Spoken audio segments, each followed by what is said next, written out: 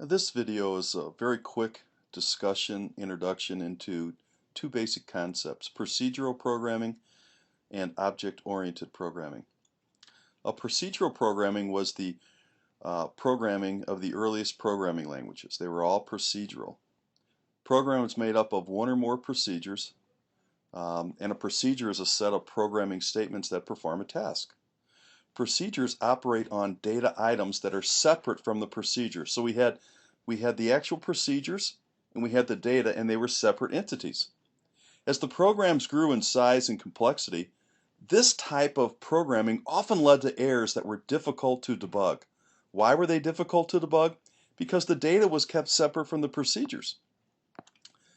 And when the data is kept separate from the procedures, and say you had a game that was 250 procedures that were part of the game, and you had an error in the data being transferred, where was the error? So it was very difficult to debug. So gradually the need arose to create a new paradigm, a new way of thinking about programming, and object-oriented programming was the result. So object-oriented programming grew out of the limitations of procedure-based programming. As main storage became larger, expectations grew and code became larger. Where procedural programming focused on creating procedures, object-oriented programming focused on creating objects. And an object could have attributes and methods, attributes and behaviors. Okay, the whole idea of object-oriented programming was based on the idea of classes and objects. A class is a template or a blueprint that describes attributes and behaviors of a future object.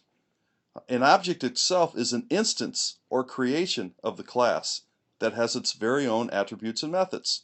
So the class is a blueprint or a template, and an object is the actual creation or instance of that particular class.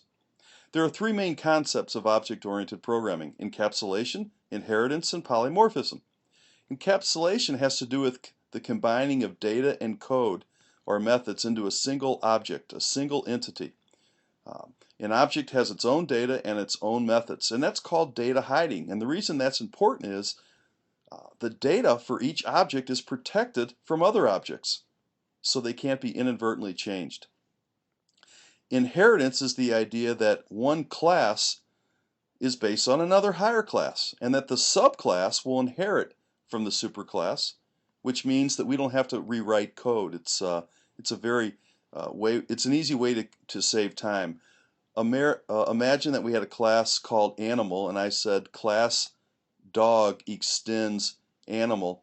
Well, right away the dog class would inherit all the attributes and methods of the animal class, and then I would write the specific new attributes and methods for the subclass, the dog class. Polymorphism is a much more difficult term to understand. It's the ability to take many forms. A reference variable, which we'll talk about a little later, a reference variable is polymorphic because it can reference objects of types different from its own. And that'll make more sense later on as we get going.